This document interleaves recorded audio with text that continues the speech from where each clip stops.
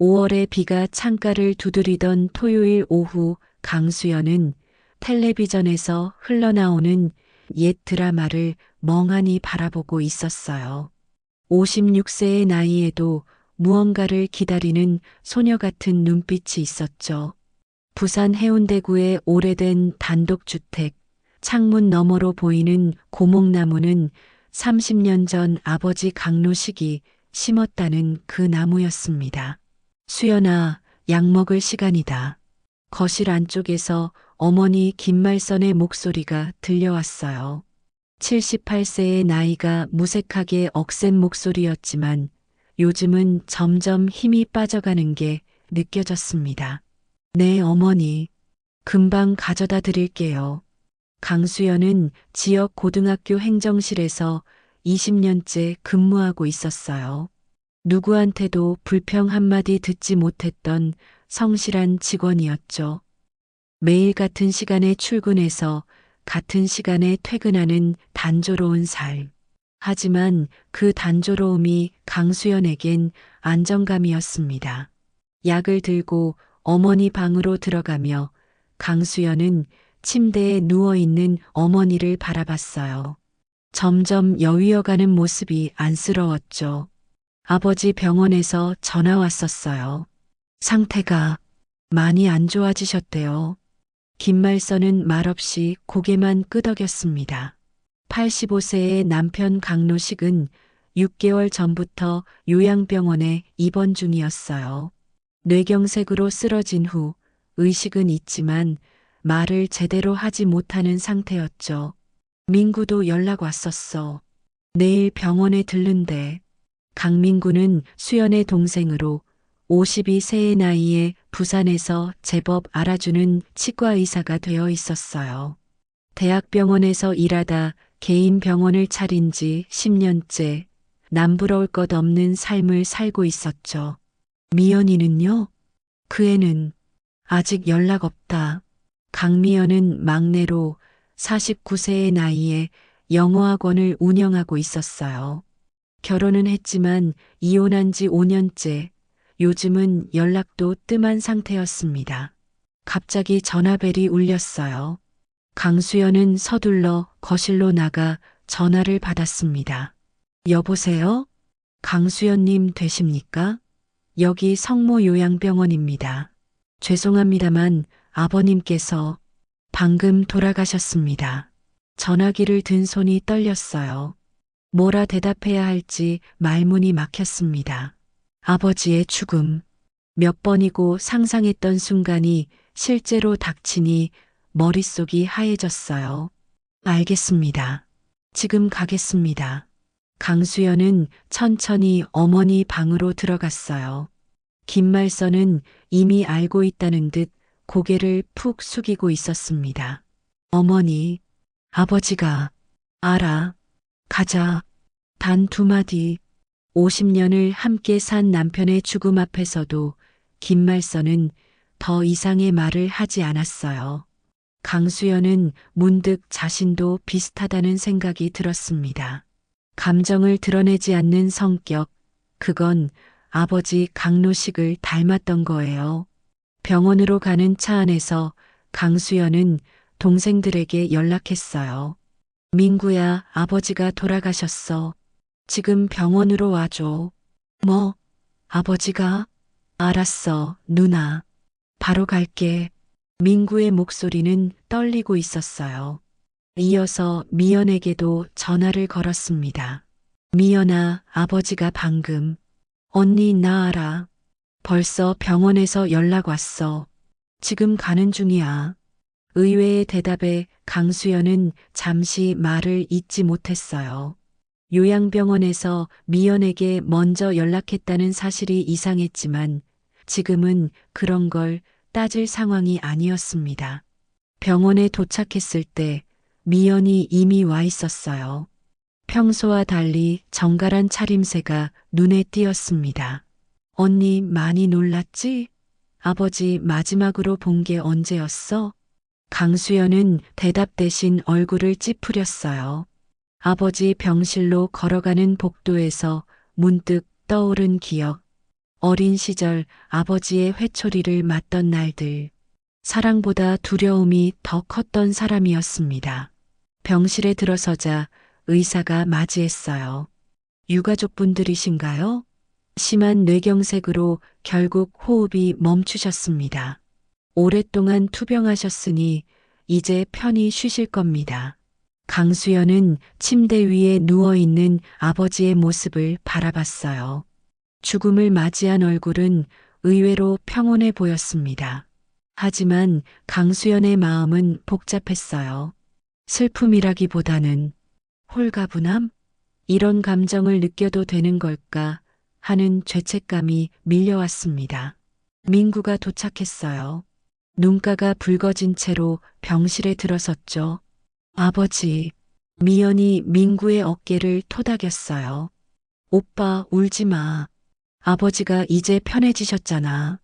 그 말에 민구는 고개를 들었어요. 미연의 담담한 표정을 의아하게 바라봤죠. 강수연도 미연의 모습이 낯설었습니다. 평소에 감정적인 미연이 아니었어요. 장례 준비가 시작되었습니다. 강수연은 병원 장례식장에서 조문객들을 맞이하며 기계적으로 인사를 했어요. 표면적으로는 차분한 분위기였지만 내면에는 아버지의 죽음에 대한 복잡한 감정이 뒤섞여 있었습니다. 왜 슬프지 않지? 내가 이상한 건가? 강수연은 자신의 감정에 혼란스러웠어요. 마주보기 힘들었던 아버지, 그 사람의 죽음 앞에서 눈물이 나지 않는 자신이 죄스럽게 느껴졌습니다. 그날 밤 장례식장에 혼자 남은 강수연은 아버지의 영정 사진을 바라봤어요. 60년대 결혼식 당시의 사진, 젊고 의젓한 모습이었죠. 아버지, 저 이상한가요? 아버지가 돌아가셨는데 슬픈 마음이 들지 않아요. 대답 없는 사진 속 아버지를 바라보며 강수연은 오랜 시간 묻어두었던 기억들을 하나씩 꺼내보기 시작했습니다. 3일장이 끝난 후 가족들은 경남 양산에 있는 가족 묘지로 향했어요. 오전부터 내리던 이슬비는 잠시 그쳤지만 하늘은 여전히 흐렸습니다. 강수연은 자동차 유리창에 맺힌 물방울들을 바라보며 생각에 잠겼어요. 형제들은 각자의 차를 타고 뒤따라오고 있었죠. 어머니, 괜찮으세요? 김말선은 대답 대신 창밖만 바라보았어요. 78세의 나이가 무색할 만큼 강인했던 어머니였지만 오늘만큼은 그 단단함이 허물어져 보였습니다. 양산의 가족 묘역은 강노식의 아버지 때부터 이어온 곳이었어요. 소나무가 울창한 산자락에 자리 잡은 묘지는 부산 시내가 내려다 보이는 전망 좋은 위치였죠. 강수연은 어릴 적 명절마다 이곳에 와서 절을 하던 기억이 났습니다. 누나, 차 여기 세워도 돼. 여기서부터는 걸어 올라가야 해. 뒤따라온 민구가 차창을 두드리며 말했어요. 강수연은 고개를 끄덕이고 차를 세웠습니다.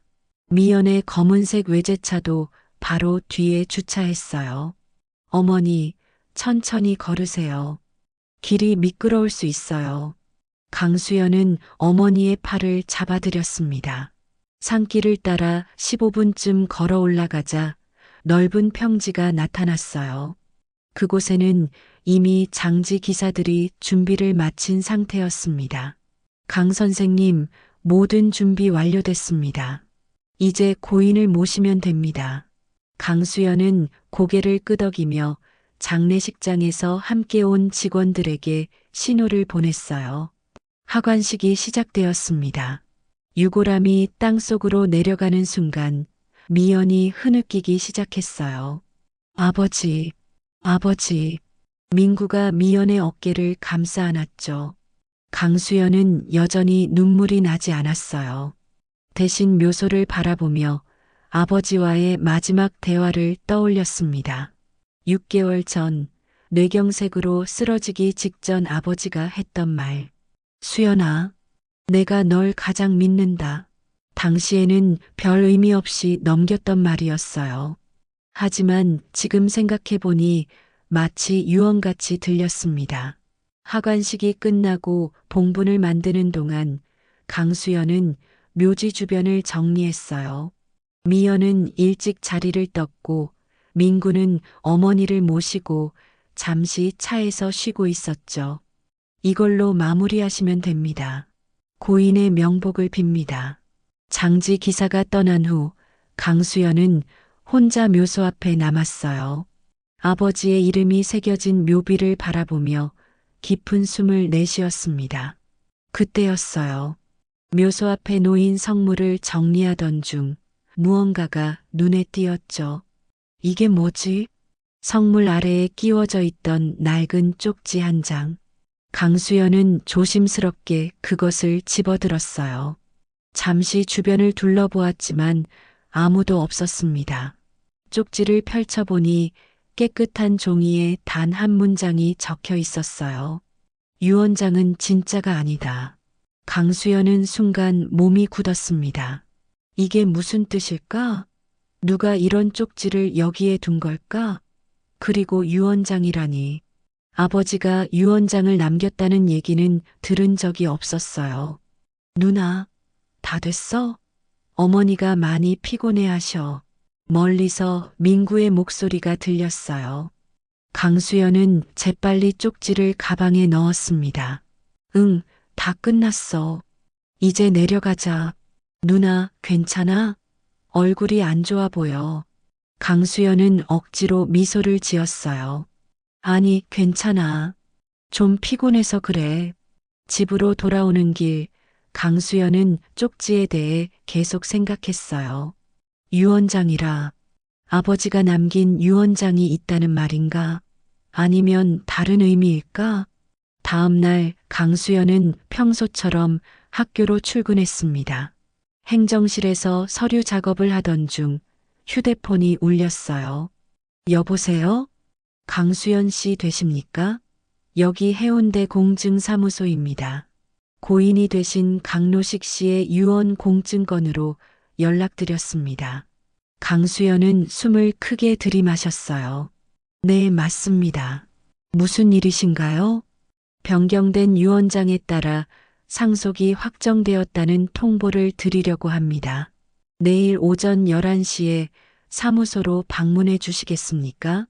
변경된 유언장이요? 네, 작년 11월에 변경된 유언장입니다. 가족 모두 모이시는 게 좋을 것 같습니다. 전화를 끊은 후 강수연은 한동안 자리에 멍하니 앉아 있었어요. 변경된 유언장이라니.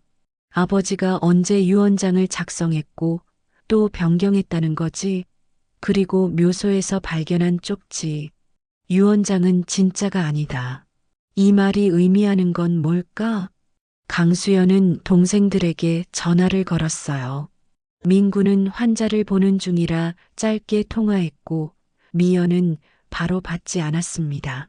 어머니께는 아직 말하지 않기로 했어요. 어제 장례식으로 이미 많이 지쳐 보였기 때문이었죠. 퇴근 후 강수연은 집으로 돌아와 어머니에게 내일 공증사무소에 가야 한다고 말씀드렸어요. 김말선은 묵묵히 듣고 있다가 한마디를 던졌습니다. 내 아버지는 항상 계획이 있던 사람이다. 그 말이 무슨 뜻인지 물어보려는 찰나 현관문이 열리는 소리가 들렸어요. 미연이었습니다. 어머니, 언니, 밥 먹었어?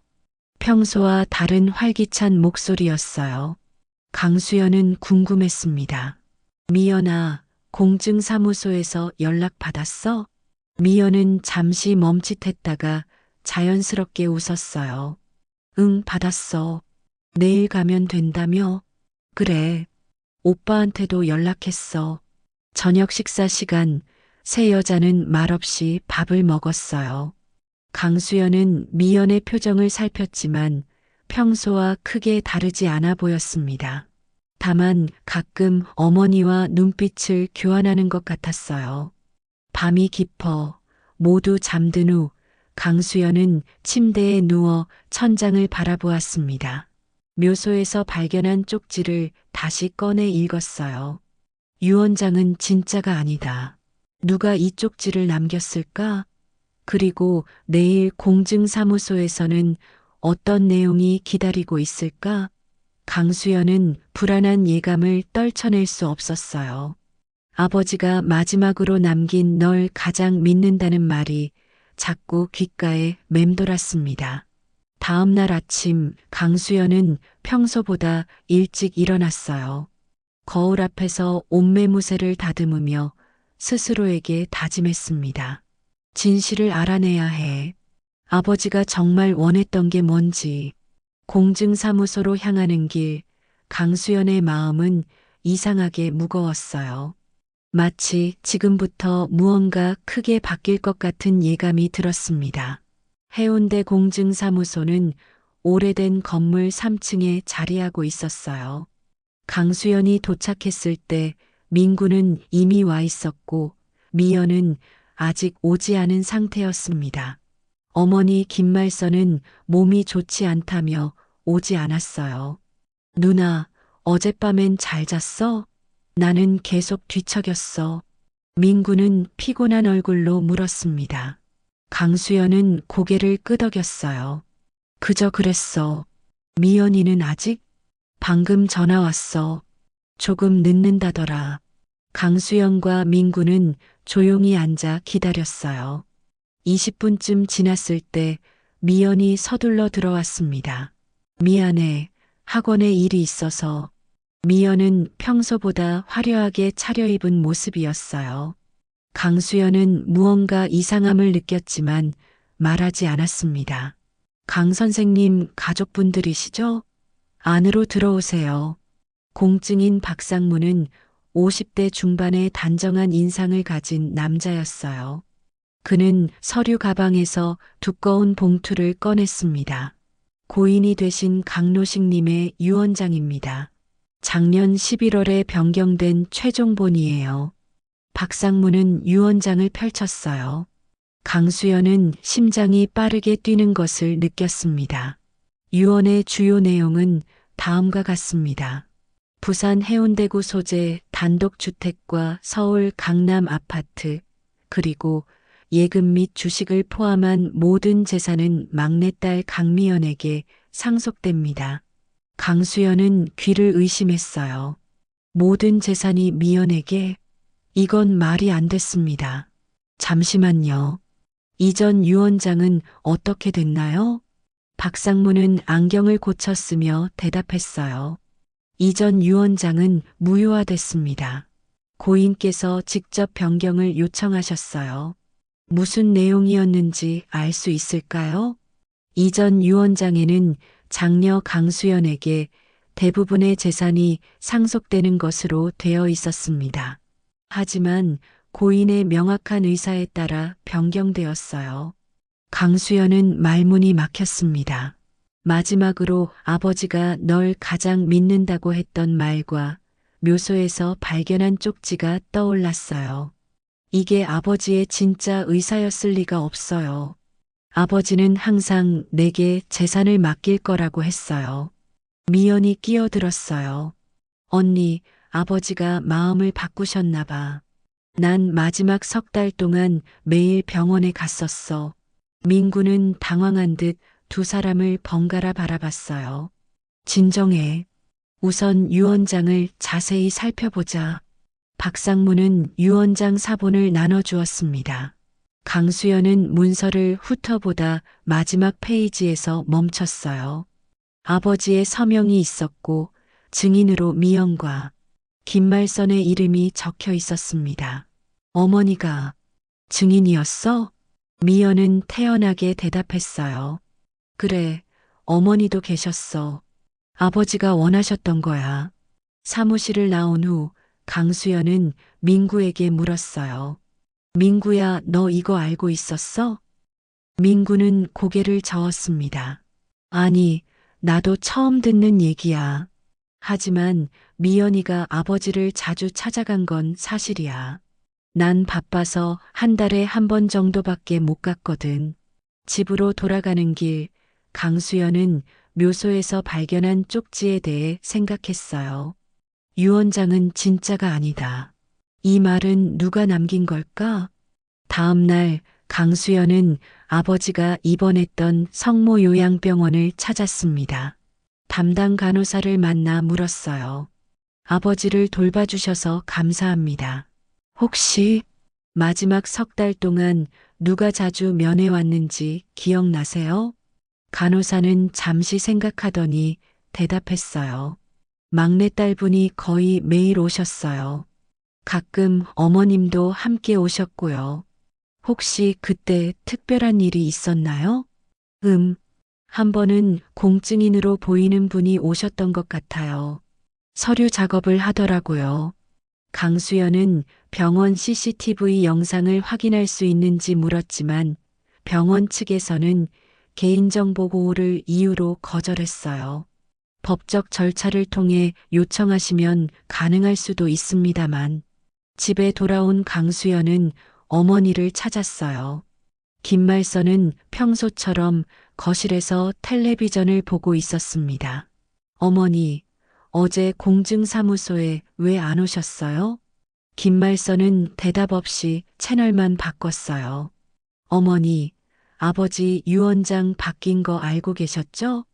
어머니가 증인으로 서명하셨더라고요. 여전히 침묵. 강수연은 점점 답답해졌습니다. 어머니, 대체 무슨 일이 있었던 거예요? 아버지가 왜 갑자기 마음을 바꿨을까요?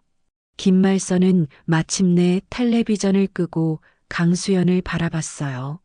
내 아버지는 자기 뜻대로 한 거다. 더 이상 묻지 마라. 그날 저녁 미연이 짐을 들고 왔어요. 언니, 내가 이제 이 집에서 살게 됐어. 어머니도 내가 모실 거고. 강수연은 충격을 감추지 못했어요. 뭐라고? 이게 무슨 소리야? 미연은 차갑게 웃었습니다. 유 원장대로야. 이 집은 이제 내 거야. 언니가 나가줬으면 해. 말도 안 돼. 난 지금까지 어머니를 모시고 살았어. 갑자기 나보고 나가라니? 민구가 그때 도착했어요. 그는 두 자매 사이에 끼어 중재하려 했지만 미연은 완강했습니다. 오빠, 이건 법적으로 정해진 거야. 언니도 인정해야 해. 민구는 난처한 표정으로 강수연을 바라봤어요. 누나, 일단 내 집에서 지내는 건 어때? 우리 집은 방이 많으니까. 강수연은 배신감에 가슴이 아팠어요. 민구마저 미연의 편인 것 같았습니다. 그녀는 가족들을 차갑게 바라보았어요. 알았어. 하지만 이대로 넘어가진 않을 거야. 아버지의 진짜 뜻을 밝혀낼 거니까. 침실로 돌아간 강수연은 묘소에서 발견한 쪽지를 다시 꺼내 보았어요. 이제 더 이상 우연이라고 생각되지 않았습니다. 누군가가 그녀에게 진실을 알리려 했던 거예요. 가족이라는 이름으로 모두가 나를 속였구나. 강수연은 결심했어요. 유 원장 변경 과정을 철저히 추적해서 진실을 밝혀내기로. 이제 가족은 더 이상 믿을 수 없었습니다. 그들은 모두 적이 되어 있었어요. 일주일 후 강수연은 동생 민구의 집에서 지내고 있었어요. 민구의 아내 정연숙은 표면적으로는 친절했지만 강수연은 그 미소 뒤에 감춰진 불편함을 느낄 수 있었죠. 수연 씨, 아침 드세요. 출근하시죠? 정연숙은 식탁에 토스트와 커피를 내려놓았어요. 강수연은 억지로 미소 지었습니다. 감사해요. 오늘은 반차를 써서 좀 늦게 갈 거예요. 민구가 넥타이를 매며 식탁에 앉았어요. 누나, 어디 갈 일 있어? 강수연은 잠시 망설이다 대답했습니다. 아버지 고향에 좀 다녀올 거야. 민구의 얼굴이 굳어졌어요. 경북청도? 거기 뭐하러 가? 그냥 생각할 것들이 있어서. 사실 강수연은 어제 아버지의 오래된 주소록에서 발견한 메모를 확인하려는 참이었어요. 청도 옛집 마이너스 열쇠는 뒷마당 돌밑에라고 적힌 메모였죠. 아침 식사 후 강수연은 버스터미널로 향했습니다. 부산에서 청도까지는 약 2시간 거리. 버스를 타고 가는 동안 그녀는 지난 일주일간의 일들을 정리해 봤어요. 변호사를 만나 유 원장 무효 소송의 가능성을 타진했지만 희망적이지 않았습니다. 아버지의 서명이 진짜인데다 어머니와 미연이 증인으로 있어 법적으로 문제가 없었어요. 병원 CCTV 영상도 개인정보보호법 때문에 쉽게 얻을 수 없었고, 더구나 미연이 다녀간 날의 일부 영상은 기술적 문제로 삭제되었다고 했죠. 도대체 뭘 숨기고 있는 거지? 청도에 도착한 강수연은 택시를 타고 메모에 적힌 주소지로 향했어요. 택시 기사는 중년의 남자로 친절하게 말을 걸었습니다. 이 근처에 친척 있으세요? 네, 아버지가 예전에 살던 집이에요. 아, 그러시구나. 이 동네는 젊은 사람들이 다 떠나서 노인들만 남아 있어요. 그래도 공기는 좋지. 30분쯤 달려 택시는 작은 마을 입구에 도착했어요. 저기 보이는 골목으로 들어가면 됩니다. 차가 더 이상 못 들어가요. 강수연은 택시비를 지불하고 내렸습니다. 좁은 시골길을 따라 걸으니 점점 낡은 가옥들이 보였어요. 그 중에서도 특히 오래되어 보이는 한 집 앞에서 강수연은 멈췄습니다. 대문은 없고 담장만 허물어져 있었어요. 집은 완전히 폐가가 된 상태였죠. 여기가 맞나? 강수연은 조심스럽게 마당으로 들어섰어요. 잡초가 무성했지만 과거 정원이었던 흔적이 남아 있었습니다. 뒷마당으로 가서 주변을 살폈어요. 메모에 적힌 대로 큰 돌을 발견했죠. 열쇠가 정말 있을까? 돌을 들어 올리자 녹슨 열쇠가 나왔어요. 강수연은 놀라움을 감추지 못했습니다. 정말로 아버지의 메모대로였어요. 낡은 한옥의 대문은 열쇠 없이도 열렸지만 안쪽 방문은 잠겨 있었어요. 강수연은 가져온 열쇠로 문을 열었습니다. 먼지와 오래된 공기가 가득한 방 안으로 들어서자 마치 과거로 돌아간 듯한 느낌이 들었어요. 여기서 아버지가 무엇을 했던 걸까? 방 안은 간소했어요. 낡은 책상과 의자, 작은 옷장이 전부였죠. 강수연은 책상 서랍을 열어보았습니다. 대부분 빈 서랍이었지만 맨 아래 서랍에서 나무 상자를 발견했어요. 상자 안에는 오래된 일기장과 필름 사진들이 있었습니다. 강수연은 떨리는 손으로 일기장을 펼쳤어요. 1973년 10월 15일. 오늘 그녀를 다시 만났다. 말선이가 알면 안 되는 일이지만 내 마음을 어쩔 수 없다. 강수연은 놀라움에 입을 다물지 못했어요. 이건 분명 아버지의 필체였습니다. 그녀는 계속해서 일기를 읽어나갔어요. 1974년 2월 20일. 윤정은 임신했다고 한다. 어떻게 해야 할지 모르겠다. 말썽과 아이들에게 미안하지만 윤정도 내 삶의 일부다. 강수연의 손이 떨렸어요. 아버지가 불륜을 저질렀다니. 더욱 충격적인 내용이 이어졌습니다. 1975년 7월 8일. 윤정이 딸을 낳았다. 내 핏줄임이 분명하다.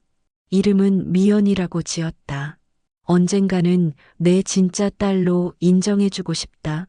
강수연은 일기장을 떨어뜨렸어요. 미연이 이복 동생이었다니? 그럼 강미연의 생모는 아버지의 불륜 상대였던 거예요? 떨리는 손으로 필름 사진들을 꺼내 보았습니다. 낯선 여자와 함께 찍은 아버지의 모습, 그리고 어린 여자아이를 안고 있는 사진들이 있었어요. 그 아이는 분명 어린 시절의 미연이었습니다. 이런, 그럼 미연이는 언제부터 알고 있었던 거지? 강수연은 모든 것이 이해되기 시작했어요. 아버지가 미연에게 모든 재산을 남긴 이유, 어머니가 침묵하는 이유. 하지만 여전히 퍼즐 조각은 맞지 않았습니다. 어머니가 알면서도 왜 유언장 변경에 동의했을까? 상자 맨 아래에서 또 하나의 봉투를 발견했어요. 안에는 미연의 출생 증명서가 있었고 생모의 이름은 윤정이로 적혀 있었습니다. 강수연은 모든 서류의 사진을 찍고 일기장 중요 부분을 복사한 뒤 다시 상자에 넣었어요. 이제 미연이를 직접 만나봐야겠어. 청도에서 부산으로 돌아오는 길 강수연은 미연에게 전화를 걸었습니다. 미연아, 오늘 저녁에 만날 수 있을까? 언니, 무슨 일인데? 중요한 얘기가 있어. 카페에서 만나자. 저녁 8시 강수연은 해운대의 한 조용한 카페에서 미연을 기다리고 있었어요. 미연이 도착하자마자 강수연은 본론으로 들어갔습니다. 미연아, 내 생모가 윤정이라는 사실을 알고 있니? 미연의 얼굴이 하얗게 변했어요. 그녀는 잠시 말을 잇지 못하다가 마침내 입을 열었습니다. 어떻게 알았어? 오늘 아버지의 옛집에 다녀왔어. 거기서 일기장과 사진을 봤어. 미연은 갑자기 울음을 터뜨렸어요. 언니, 난 이미 다 알고 있었어. 그래서 엄마가 날 거들떠보지도 않았던 거야. 난 이 집에서 항상 이방인이었어. 강수연은 충격을 감추지 못했어요. 미연이 진실을 알고 있었다니. 그럼 아버지 유언장도? 미연은 눈물을 닦으며 고개를 들었습니다. 아버지는 내게 진 빚을 갚으려 했던 거야. 평생 숨겨왔던 딸에게. 그날 밤 과거의 문이 열리며 가족의 비밀이 하나씩 드러나기 시작했어요. 하지만 강수연은 여전히 의문이 남았습니다. 정말 이것이 아버지의 진심이었을까? 그리고 묘소의 쪽지는 누가 남긴 걸까? 미연과의 만남 이후 강수연은 더 깊은 혼란에 빠졌어요. 미연이 자신의 출생 비밀을 알고 있었다는 사실, 그리고 아버지가 그에 대한 죄책감으로 유언장을 바꿨다는 미연의 주장. 하지만 여전히 의심스러운 부분이 많았습니다. 아버지가 정말 자발적으로 유언장을 바꾸셨을까? 강수연은 이 의문을 해결하기 위해 변호사를 다시 찾아갔어요. 김태우 변호사는 부산에서 상속 문제를 전문으로 하는 50대 중반의 남자였습니다. 선생님, 제가 아버지 병실의 CCTV 영상을 확보하고 싶은데 방법이 없을까요? 김 변호사는 안경을 고쳤으며 대답했어요. 법원에 증거 보전 신청을 할 수 있습니다. 하지만 그러려면 유언장이 강압이나 사기에 의해 작성되었다는 합리적 의심이 필요해요. 강수연은 아버지 유품에서 발견한 일기장과 사진을 보여주었습니다. 이것만으로는 부족합니다. 고인이 자발적으로 마음을 바꿨을 가능성도 있으니까요. 그때 강수연은 묘소에서 발견한 쪽지를 꺼냈어요. 이건 아버지 묘소에서 발견했어요.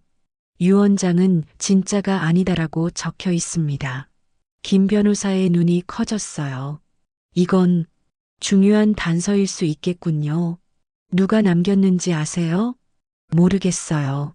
하지만 아버지가 돌아가시기 전에 누군가 남겼을 가능성이 높죠.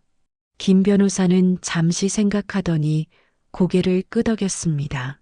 이걸 근거로 증거 보전 신청을 해볼게요. 병원 CCTV 영상을 확보해 봅시다. 3일 후 법원에서 성모 요양병원의 CCTV 영상 제출을 명령했어요. 강수연은 김 변호사 사무실에서 영상을 확인했습니다. 영상은 작년 11월 유언장이 변경된 날의 병실 내부를 담고 있었어요. 처음에는 미연이 아버지 곁에 앉아 이야기를 나누는 모습이 보였습니다. 소리는 없었지만 입모양으로 어느 정도 대화 내용을 유추할 수 있었어요. 아버지, 이제는 저한테 다 맡기세요. 미연의 입모양이 그렇게 읽혔습니다. 그 후 공증인으로 보이는 사람이 들어와 서류를 펼쳤어요. 아버지는 누워서 그저 고개만 끄덕이는 듯 했습니다. 이거 봐, 아버지가 별로 의사표현을 못하고 계신 것 같은데. 강수연이 말했지만 결정적인 증거는 아니었어요. 그런데 영상 후반부에 놀라운 장면이 나타났습니다. 어머니 김말선이 병실에 들어온 것이었어요. 어머니? 영상 속 어머니는 미연과 짧게 대화를 나눈 후 아버지 곁으로 다가갔습니다. 그리고 어머니가 아버지의 손을 잡고 유언장에 서명하도록 유도하는 듯한 모습이 희미하게 포착됐어요. 이건 대체 강수연은 충격에 말을 잇지 못했습니다. 어머니까지 가담했다니. 영상은 거기서 끊겼어요. 다음 영상은 어디 있나요? 김 변호사가 확인해 보니 그 이후 30분 분량의 영상이 삭제되어 있었습니다. 병원 측에서는 기술적 오류로 인해 영상이 손실되었다고 합니다. 강수연은 믿을 수 없었어요.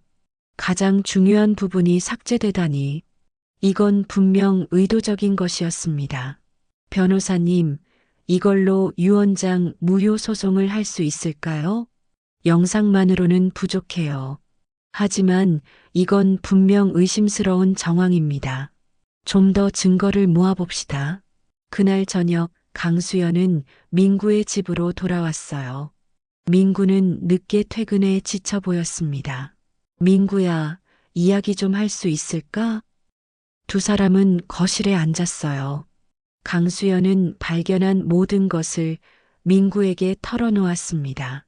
미연의 출생 비밀, CCTV 영상, 그리고 어머니의 가담까지. 도대체 믿을 수가 없어. 어머니까지. 민구는 충격받은 표정이었어요. 그는 한동안 말없이 생각하더니 입을 열었습니다. 사실 나도 뭔가 이상하다고 느꼈어. 아버지가 갑자기 미연이한테 모든 걸 준다는 게 이해가 안 됐거든. 그럼 왜 나를 도와주지 않은 거야? 민구는 고개를 떨궜어요. 미안해, 누나. 내가 너무 소극적이었어. 그리고 솔직히 난 미연이가 불쌍하다고 생각했어. 아버지의 숨겨진 딸이라니. 강수연은 깊은 한숨을 내쉬었어요. 민구야, 난 미연이가 우리 가족이 아니라고 생각하는 게 아니야. 문제는 유언장이 조작됐을 가능성이 높다는 거지. 아버지의 진짜 의사가 아닐 수도 있어. 민구는 고개를 끄덕였습니다. 이제 어떻게 할 거야? 아버지의 서재를 살펴볼 거야. 거기 뭔가 단서가 있을지도 몰라. 다음 날 강수연은 옛집을 찾았어요. 이제 미연의 소유가 된 집이었지만 미연은 아직 이사 준비 중이라 낮에는 비어 있었습니다. 열쇠는 여전히 강수연이 가지고 있었어요. 조심스럽게 집 안으로 들어간 강수연은 아버지의 서재로 향했습니다. 책장, 서랍, 옷장, 모든 곳을 꼼꼼히 살폈지만 특별한 것은 없었어요. 어디 있지? 마지막으로 벽에 걸린 그림 뒤를 확인했어요. 거기에는 작은 금고가 있었습니다. 강수연은 아버지의 생일을 입력해봤지만 열리지 않았어요. 그 다음 어머니 생일, 결혼기념일 모두 실패했습니다. 뭘까? 문득 떠오른 생각. 강수연은 자신의 생일을 입력했어요. B- 하는 소리와 함께 금고가 열렸습니다. 열렸어. 안에는 봉투 하나와 낡은 손목시계가 있었어요. 강수연은 떨리는 손으로 봉투를 열었습니다. 편지와 함께 문서가 들어 있었어요. 수연아, 내가 참 많은 걸 잘못했다. 너만은 나를 떠나지 않았구나. 고맙다. 그것은 아버지의 친필 편지였어요. 그리고 함께 있던 문서는 초안 유언장이었습니다. 날짜는 작년 9월. 유언장에 따르면 재산의 70%는 강수연에게, 각각 15%씩을 민구와 미연에게 상속하도록 되어 있었어요. 이게 아버지의 진짜 뜻이었구나. 강수연은 모든 것을 이해했어요. 묘소에 남겨진 쪽지 유언장은 진짜가 아니다. 이건 아버지의 마지막 메시지였던 거예요. 임종 직전 무언가 잘못되었다는 것을 알리고 싶었던 아버지의 마지막 저항. 강수연의 눈에서 뜨거운 눈물이 흘러내렸습니다. 가장 믿었던 어머니마저 그녀를 속였다는 사실, 가족 전체가 그녀를 기만했다는 현실에 숨이 막혔어요. 용서할 수 없어. 강수연은 모든 증거를 챙겨 집을 나왔습니다. 이제 진실을 밝힐 시간이었어요. 강수연은 아버지의 서재에서 발견한 초안 유언장과 편지를 가지고 김태우 변호사 사무실로 향했어요. 비가 내리기 시작한 오후, 사무실 창가에 빗방울이 흐르는 모습이 강수연의 복잡한 마음과 닮아 있었습니다. 이건 중요한 증거입니다. 하지만 법적으로는 여전히 한계가 있어요. 김 변호사는 서류를 꼼꼼히 살펴보며 말했어요. 공증받은 유언장이 아니라 초안이기 때문에 효력이 없습니다. 하지만 강압이나 사기가 있었다는 주장을 뒷받침하는 정황 증거로는 쓸 수 있어요. 강수연은 고개를 끄덕였습니다. 그럼 이제 어떻게 해야 할까요? 공증사무소에 다시 가봐야 합니다. 유언장이 변경된 과정에 대한 기록을 확인해야 해요. 운이 좋다면 원본 유언장이 아직 보관되어 있을 수도 있죠. 다음 날 아침 강수연과 김 변호사는 해운대 공증사무소를 찾았어요. 박상무 공증인은 다소 당황한 기색이었습니다. 다시 찾아오셨군요. 무슨 일로? 김 변호사가 앞으로 나섰어요. 강로식 씨의 유언장 관련 모든 서류를 확인하고 싶습니다. 법적 조치를 준비 중입니다. 박상무는 난처한 표정을 지었어요. 모든 절차는 합법적으로 진행됐습니다만 그렇다면 문제 없겠죠. 원본 유언장과 변경 신청서, 면담 기록 모두 보여주시기 바랍니다. 마지못해 박상무는 서류 캐비닛에서 파일을 꺼냈어요. 첫 번째 유언장은 강수연이 서재에서 발견한 초안과 거의 동일했습니다. 작년 9월에 작성된 이 유언장은 공증까지 마친 상태였어요. 이게 원본 유언장이군요. 그런데 어떤 과정으로 변경된 건가요? 박상무가 설명했어요. 작년 11월에 강미연 씨가 방문하셔서 강로식 씨의 유언장 변경 의사를 전달했습니다. 저희는 신청서를 작성해 병원으로 가서 강로식 씨를 직접 만났고요. 당시 강로식 씨의 상태는 어땠나요? 의식은 있었지만 말씀은 거의 못하셨어요. 고개 끄덕임으로 의사 표현을 하셨죠. 강수연은 의아했어요. 그런 상태로 어떻게 유언 변경 의사를 확인했나요?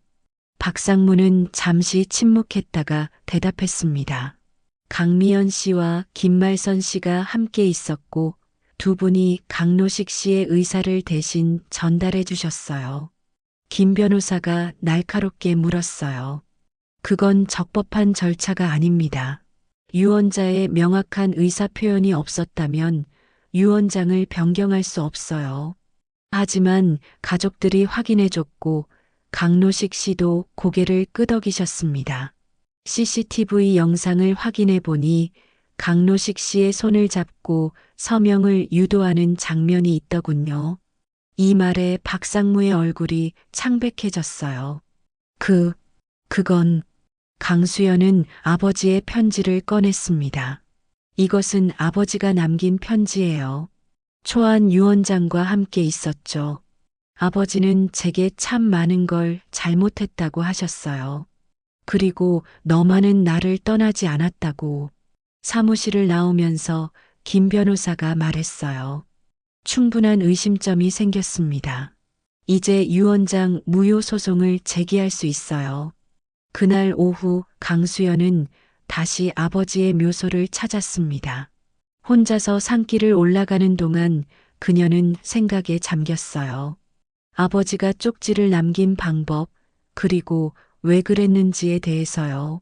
묘소에 도착한 강수연은 성물 주변을 다시 살펴보았어요. 그녀가 처음 쪽지를 발견했던 곳 근처에 뭔가 이상한 점이 눈에 띄었습니다.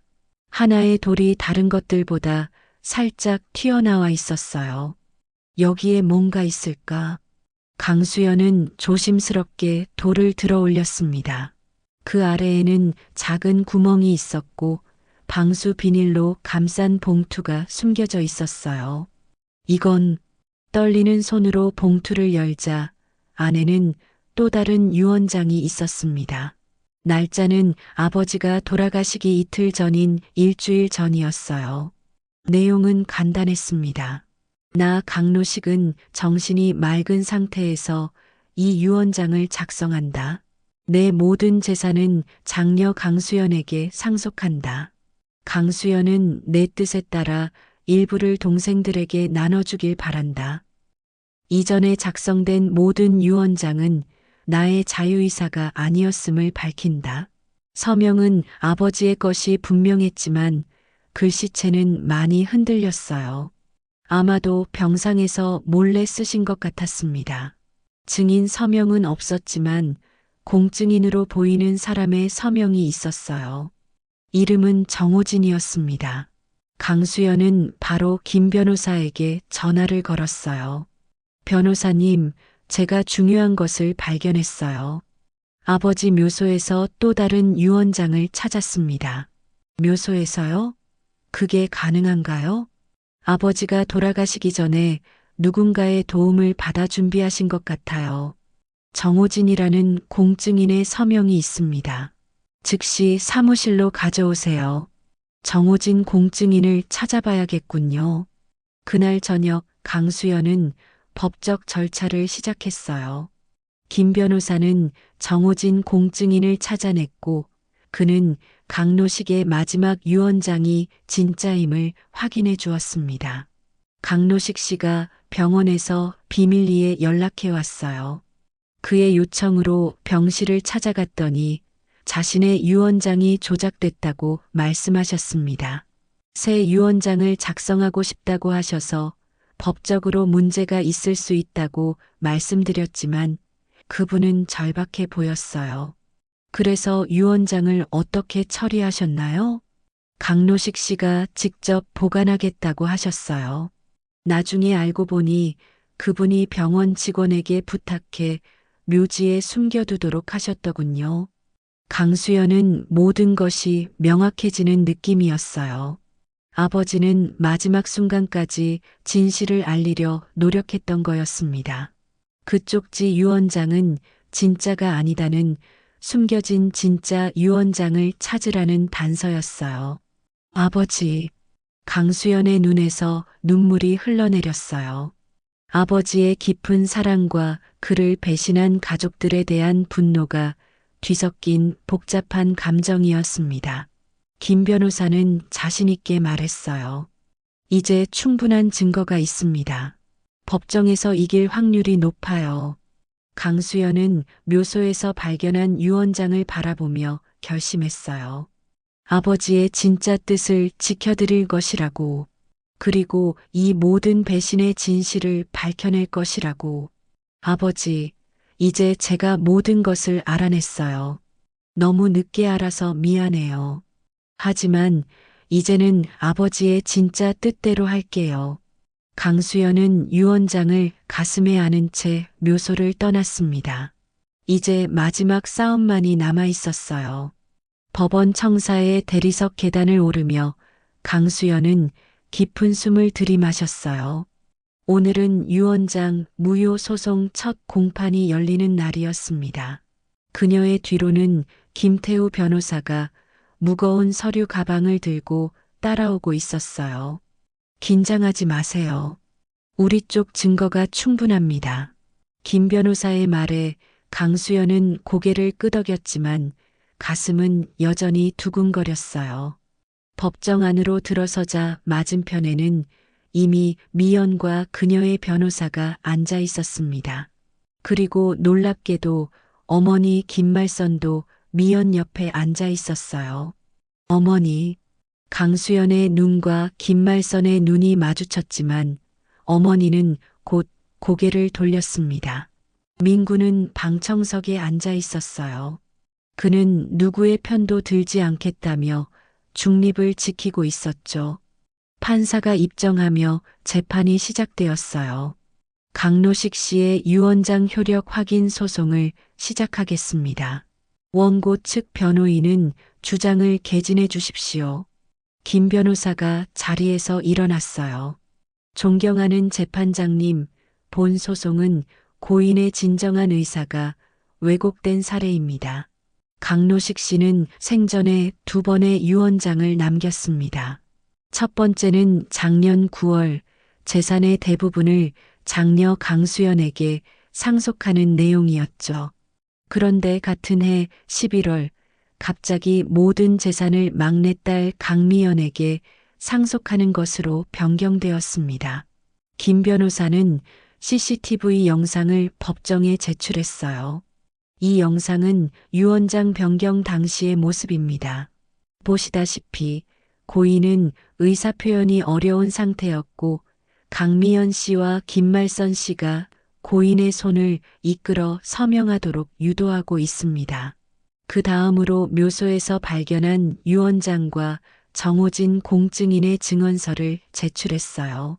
마지막으로 이것은 고인이 임종 직전 비밀리에 작성한 진짜 유언장입니다. 고인은 자신의 유언이 왜곡되었음을 알고 마지막 힘을 다해 진실을 남기려 하셨습니다. 미연 측 변호사도 반박했지만 증거 앞에서 그의 주장은 설득력이 떨어졌어요. 게다가 정호진 공증인이 직접 법정에 출석해 증언했습니다. 강노식 씨는 분명히 말씀하셨습니다. 내 유언장이 조작됐다. 나는 재산을 장녀에게 남기고 싶다고요.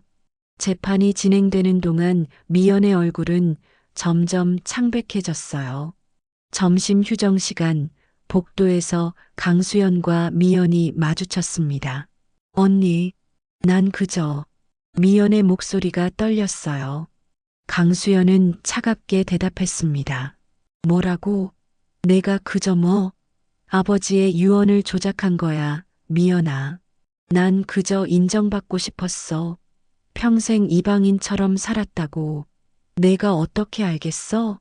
미연의 눈에서 눈물이 흘러내렸어요. 강수연은 한숨을 내쉬었습니다. 미연아, 난 내가 우리 가족이 아니라고 생각한 적 없어. 내가 나와 피가 다르다는 걸 알았대도 난 여전히 너를 내 동생으로 사랑했을 거야. 거짓말. 아버지도 그렇게 말했어. 하지만 결국 난 숨겨야 할 비밀이었잖아. 그때 민구가 다가왔어요. 그만들 해. 둘 다 이러지 마. 세 사람은 잠시 침묵했습니다. 그때 코너를 돌아 김말선이 나타났어요. 어머니는 세 자녀를 바라보더니 천천히 다가왔습니다. 어머니, 강수연이 말을 걸었지만 김말선은 대답하지 않았어요. 대신 미연의 손을 꼭 잡았습니다. 왜 그러셨어요, 어머니? 왜 아버지의 유언을 조작하는 걸 도우셨어요? 마침내 김말선이 입을 열었어요. 내 아버지가 먼저 나를 배신했다. 모두가 놀란 눈으로 김말선을 바라봤습니다. 40년 전 내 아버지는 윤정이와 바람을 피웠어. 그리고 미연이가 태어났지. 난 알고 있었다. 처음부터 다 알고 있었어. 김말선의 목소리는 담담했지만 오랜 세월의 아픔이 묻어났어요. 하지만 가족을 지키기 위해 모른 척했어. 미연이를 받아들였고, 그런데 내 아버지는 마지막까지 미련을 버리지 못했어. 그에게 윤정이는 진짜 사랑이었던 거야. 강수연은 충격을 받았어요. 그래서 어머니는 아버지에게 복수하신 거예요? 김말선은 슬프게 웃었습니다. 복수라기보다 정이랄까? 내 아버지가 진 빚을 갚게 한 거지. 미연이는 평생 우리 가족에서 소외됐어. 이제는 그 아이가 인정받을 차례야. 재판이 재개되고 마지막 증인으로 김말선이 출석했어요. 그녀는 모든 것을 털어놓았습니다. 강로식의 외도, 미연의 출생 비밀, 그리고 유언장 변경에 자신이 관여했다는 사실까지 전 알고 있었습니다. 제 남편이 윤정희와의 사이에서 미연을 낳았다는 걸요. 하지만 가족을 위해 모든 걸 참았습니다. 유언장 변경은 제가 주도했습니다. 남편은 의식이 흐릿한 상태였고 저는 그 기회를 이용했습니다. 법정은 충격에 휩싸였어요. 판사는 잠시 생각하더니 판결을 내렸습니다. 본 법원은 작년 11월에 변경된 유언장은 고인의 진정한 의사가 반영되지 않았다고 판단합니다. 따라서 원고의 주장을 받아들여 묘소에서 발견된 최종 유언장이 법적 효력을 갖는다고 판결합니다. 강수연은 승소했지만 마음은 무거웠어요. 법정을 나서는 미연의 모습이 너무 초라해 보였고 어머니의 고백은 그녀의 마음을 더 복잡하게 만들었습니다. 며칠 후 강수연은 병원에서 연락을 받았어요. 미연이 과다 복용으로 응급실에 실려갔다는 소식이었습니다. 다행히 생명에는 지장이 없었지만 심리 상담이 필요한 상태였어요. 민구는 자책했습니다. 내가 좀 더 관심을 가졌어야 했는데 미연이가 그렇게까지 힘들어하는 줄 몰랐어. 강수연은 병원 복도에서 깊은 생각에 잠겼어요. 승리했지만 그녀가 원했던 건 이런 게 아니었습니다. 가족은 더 깊은 상처를 입었고 아무도 행복해 보이지 않았어요. 그녀는 결심했습니다. 법적 투쟁은 여기서 끝내고 이제는 가족의 상처를 치유할 시간이었어요. 진정한 정의와 해방은 법정의 승리가 아니라 서로를 이해하고 용서하는 데 있었으니까요. 겨울이 지나고 봄이 오고 있었어요. 벚꽃이 피기 시작한 4월의 어느 날 강수연은 아버지의 묘소를 찾았습니다. 법적 싸움이 끝난 지 석 달이 지났어요. 그녀는 이제 혼자가 되었습니다. 양산 가족 묘지로 가는 길, 햇살은 따스했지만 바람은 여전히 쌀쌀했어요.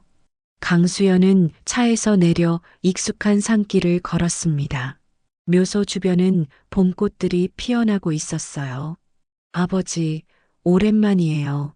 강수연은 묘비 앞에 무릎을 꿇고 꽃을 놓았습니다.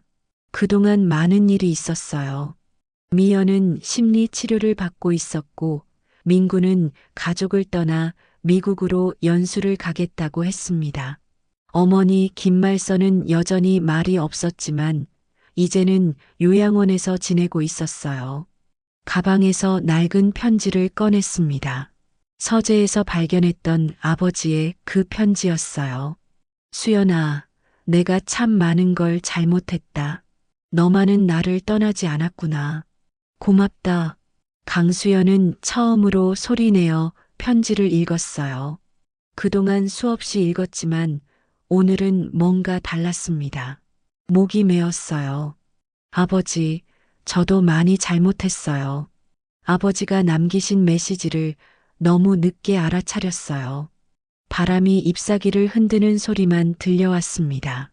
강수연은 지난 몇 개월을 떠올렸어요. 법원에서 이긴 후 그녀는 아버지의 뜻대로 재산을 정리했습니다. 미연에게도 합당한 몫을 나눠주었고 민구 역시 그의 몫을 받았어요. 어머니를 위한 요양원 비용도 마련했습니다. 하지만 가족은 이미 돌아올 수 없는 강을 건넌 것만 같았어요. 미연은 강수연을 만나주지 않았고 민구는 점점 멀어졌습니다. 어머니는 그저 창밖만 바라볼 뿐이었어요. 아버지, 이게 정말 아버지가 원하셨던 결과인가요? 정의는 지켜졌지만 가족은 산산조각 났어요. 문득 휴대폰이 울렸어요. 김태우 변호사였습니다. 강 선생님, 어머님께서 갑자기 면회를 요청하셨습니다. 지금 가능하신가요? 강수연은 놀랐어요. 어머니가 그녀를 찾다니. 네, 지금 바로 갈게요. 묘소를 나서며 강수연은 묘비에 마지막으로 인사했어요. 아버지, 다음에 다시 올게요. 요양원에 도착하자 김말선은 작은 정원의 벤치에 앉아 있었어요. 2달 만에 보는 어머니는 더 늙어 보였습니다. 강수연은 천천히 다가가 옆에 앉았어요. 어머니, 저예요. 김말선은 천천히 고개를 들었습니다. 그녀의 눈에 눈물이 고여 있었어요. 수연아, 미안하다. 짧은 한마디에 강수연은 충격을 받았어요. 어머니가 사과를 하다니 평생 단 한 번도 들어본 적 없었던 말이었습니다. 어머니, 내가 너무 미워했던 거야. 내 아버지를, 그리고 그 사람을 닮은 너를. 김말선의 목소리는 떨렸어요. 하지만 그건 내 잘못이 아니었는데 내 분노를 내게 쏟았구나. 강수연은 어머니의 손을 잡았습니다. 차갑고 주름진 손이었어요. 어머니, 이제 괜찮아요. 저도 많이 생각했어요. 우리 모두 상처받았던 거예요. 김말선은 처음으로 딸에게 마음을 열었어요. 강로식과의 결혼 생활, 외도를 알게 된 순간, 그리고 50년 동안 쌓아온 분노와 상처에 대해 강수연은 처음으로 어머니의 인생을 이해하기 시작했습니다. 미연이는 괜찮니? 김말선이 물었어요. 강수연은 고개를 끄덕였습니다. 치료사와 상담하고 있어요. 많이 나아졌대요. 그 아이도 피해자였어. 우리 모두처럼. 대화를 마치고 요양원을 나오면서 강수연은 오랫동안 짊어지고 있던 무게가 조금 가벼워진 것을 느꼈어요.